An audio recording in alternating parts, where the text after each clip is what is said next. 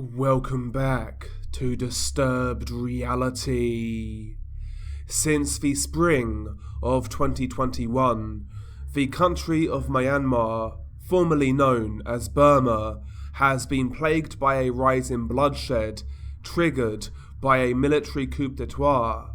Internal conflict has plagued the country since 1948, the year the country, then known as Burma, gained independence from the United Kingdom. The conflict is the world's longest ongoing civil war, having spanned more than 7 decades.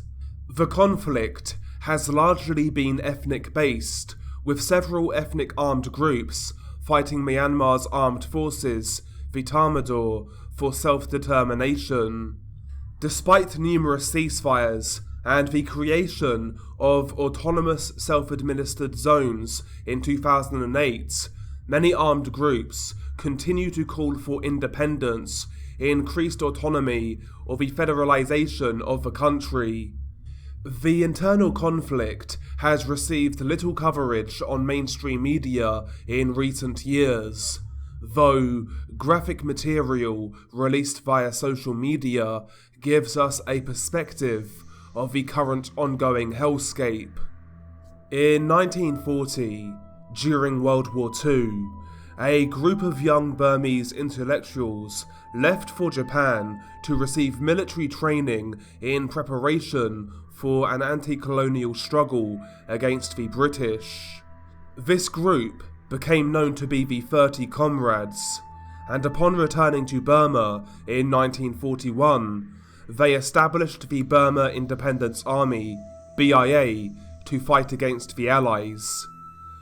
Upon their capture of Rangoon in 1942, the Japanese established a puppet state, the State of Burma, and reorganized the BIA as its armed forces. They would go on to be known as the Burma National Army, or the BNA. Though, as time passed, Aung San, the leader of the State of Burma and one of the 30 Comrades, became increasingly skeptical of Japan's ability to win the war, and in mid-1944 he decided to switch sides and support the Allies. Japanese forces capitulated and surrendered by July 1945, and at this point, the British began to negotiate Burma's independence with Aung San and many other prominent Burmese leaders. In the lead-up to Burmese independence, Aung San negotiated with various ethnic group leaders, and the Panlong Agreement was reached between them, essentially promising full autonomy for the areas inhabited by 3 ethnic minorities: the Chin people, the Kachin people, and the Shan people. However, Aung San was assassinated shortly afterwards, and the Panlong Agreement was not honoured by the post-independence government led by Yoon Ryu. This would go on to further strain relations between the Burma ethnic majority and the country's many ethnic minorities. Following Burma's independence from the United Kingdom on the 4th of January 1948, the country would then endure further decades of uncertainty, with various coups d'etats occurring over the years, which led to many tyrannical governments, which would victimize civilians under the authoritarian boot. As well as abusive governments, ethnic and religious groups would also fight on and off throughout the years. There would, however, be a glimmer of hope in 2008 when the government introduced a new constitution and instigated a period of political reforms from 2011 to 2015, with thousands of political prisoners being released, including Aung San Suu Kyi. The 2008 constitution also created 5 autonomous self-administered zones and 1 self-administered division for 6 ethnic minority groups in Myanmar. In November of 2014, a political party, the National League of Democracy, or the NLD, attempted to make amendments to the constitution in response to a clause that made Aung San Suu Kyi ineligible to become president of Myanmar if her party won an election. These amendments, however, were rejected, which would cause uproar among her supporters. As well as the continuous political uncertainty, religious tension would also begin to rear its ugly head in 2013, where large anti-Muslim riots flared up in various cities across Myanmar. The violence coincided with the rise of the Buddhist nationalist 969 movement. Insurgent groups during this time were also making themselves known, attacking military personnel and authorities. On the 15th of August 2019, Northern Alliance insurgents attacked a military college in the Nwangiko township, killing 15 people. Further clashes occurred in the following days, with Myanmar's military warning that there could be a full-scale war if such groups did not halt their attacks. This would foreshadow the current military occupation in Myanmar.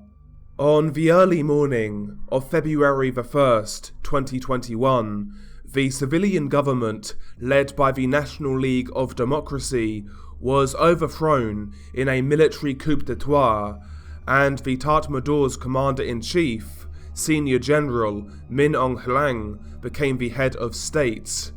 Aung San Suu Kyi and several other senior members of her government were arrested by the military during the coup. Mass protests followed, with demonstrators demanding the resignation of Min Aung Hlaing and the newly created state-administered council, as well as the release of those arrested in the coup and the restoration of the civilian government.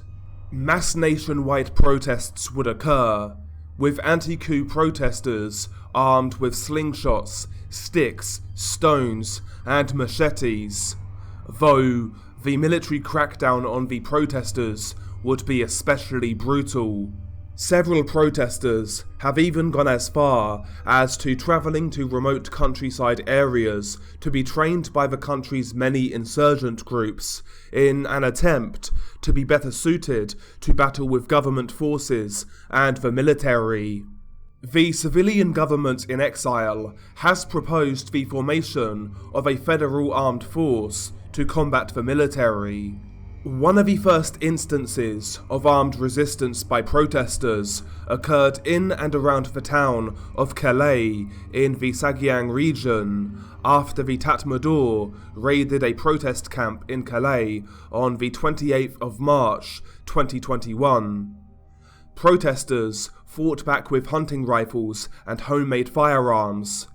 Several insurgent groups, notably the Kachin Independence Army and the Karen National Liberation Army, have also resumed or escalated their attacks against the Tatmadaor in response to the coup. From February to December 2021 alone, it is estimated that at least 11,000 people were killed due to the protests and the civil war. The government of Myanmar has been accused of using scorched earth tactics against civilians, most notably in Kayin State, which is the home to the Karen people, an ethnic minority group in Myanmar. The accusations included burning down entire villages, planting landmines, using civilians as slave labour, as well as using civilians as minesweepers, and the rape and murder of local Kayin women.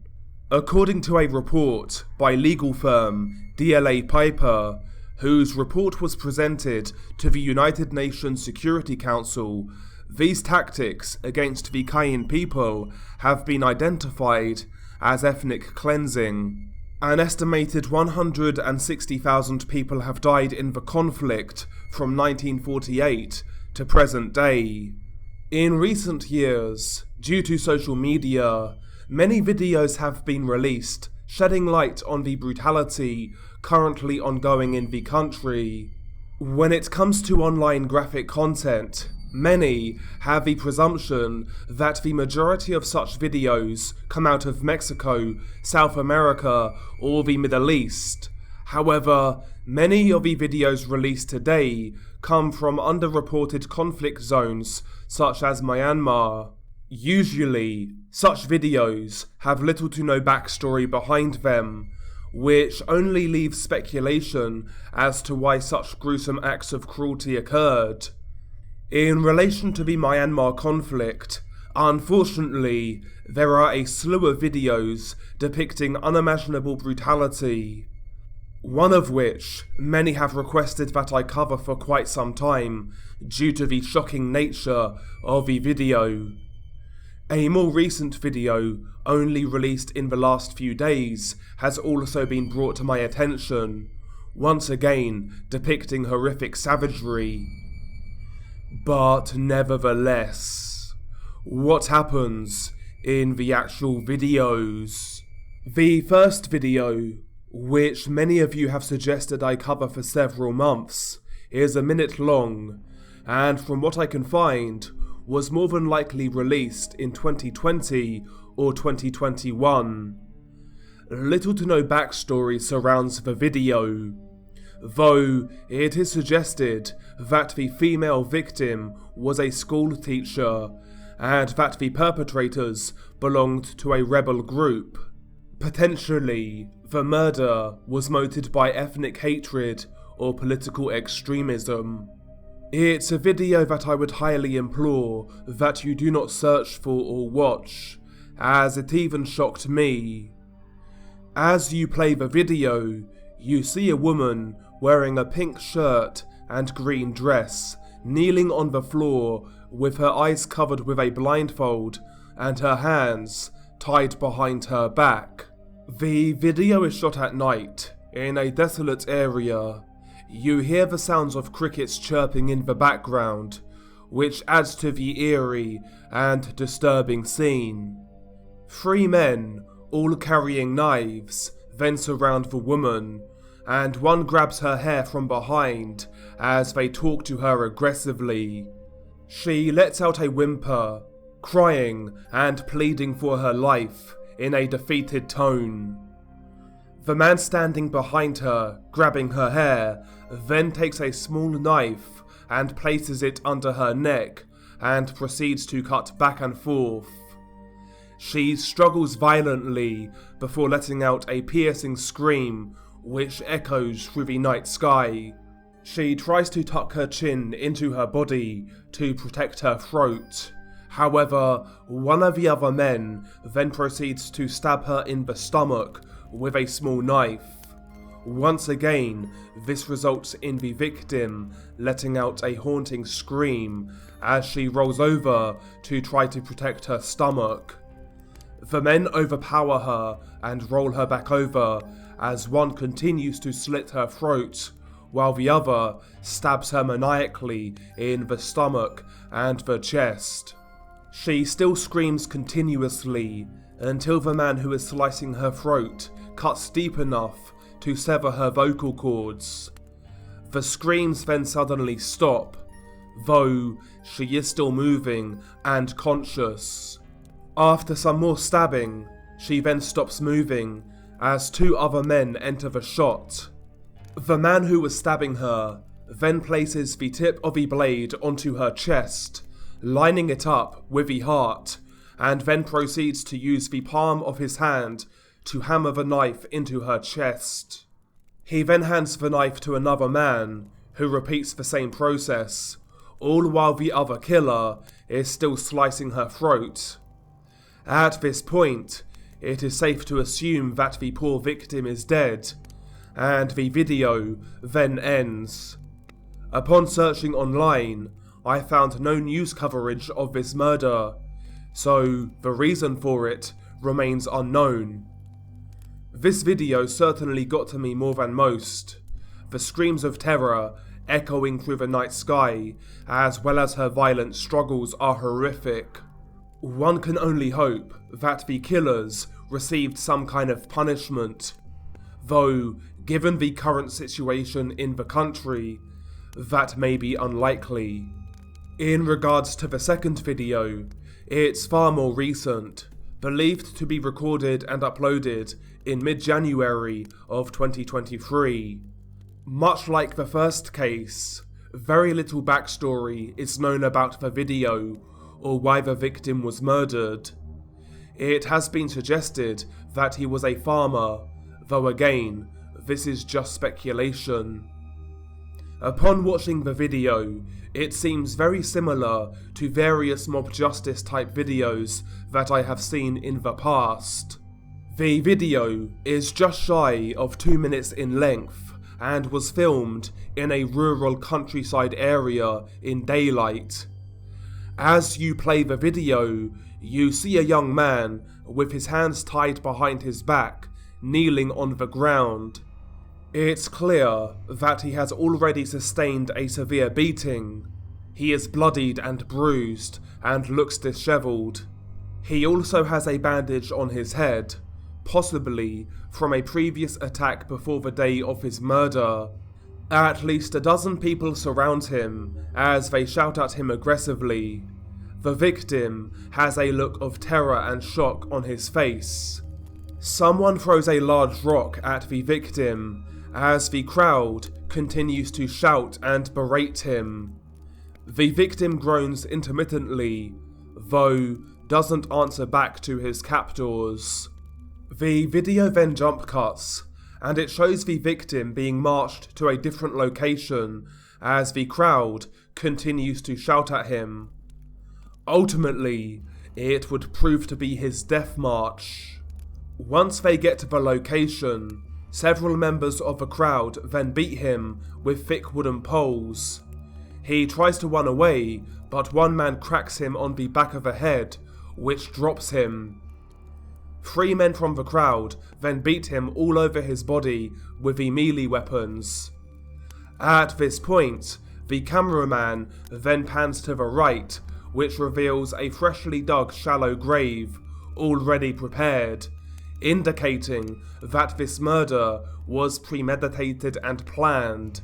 After the beating, the victim is groggy, but manages to get back to his knees, though he is struck again and hit hard on the back of his head, dropping him and appearing to knock him unconscious.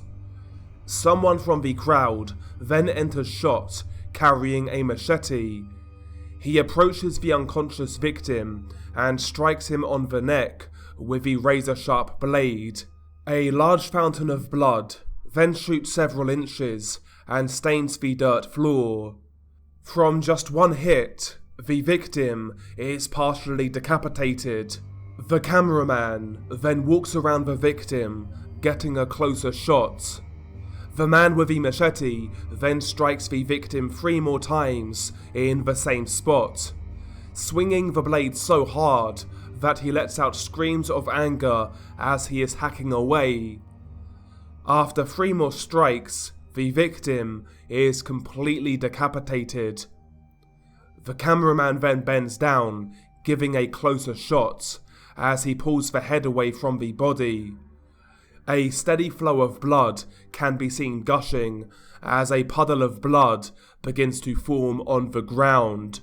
Someone then holds the head up to the camera as others drag the body and throw it into the shallow grave.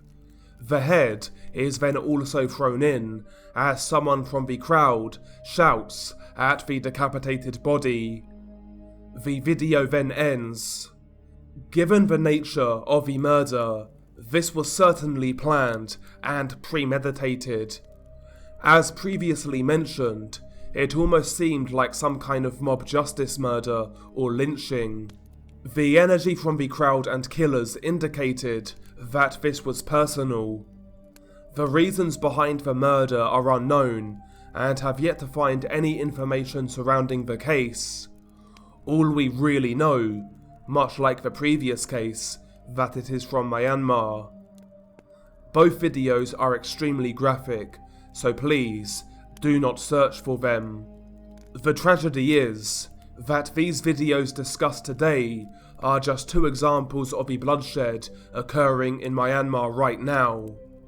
there are other videos out there depicting similar acts.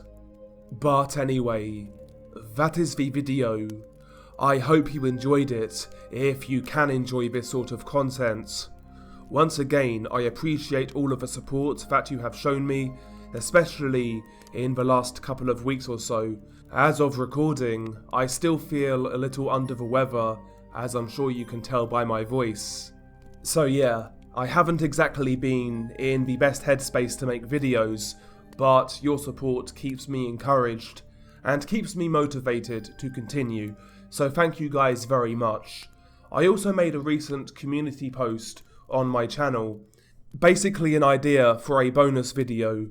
If anyone out there has any true scary experiences, not paranormal, and they would like to share them, please get in touch. Drop me an email. I will put my email address in the pinned comment. And if you have something that you would like to share, a scary experience, then get in touch. I just think it's something that would make for a really interesting bonus video. So if you're interested, get in touch. Please also feel free to follow me on Twitch. Link will be in the pinned comment. And also follow me on Twitter. Once again, the link will be in the pinned comment. But anyway, as always, stay safe, and I'll catch you on the next one.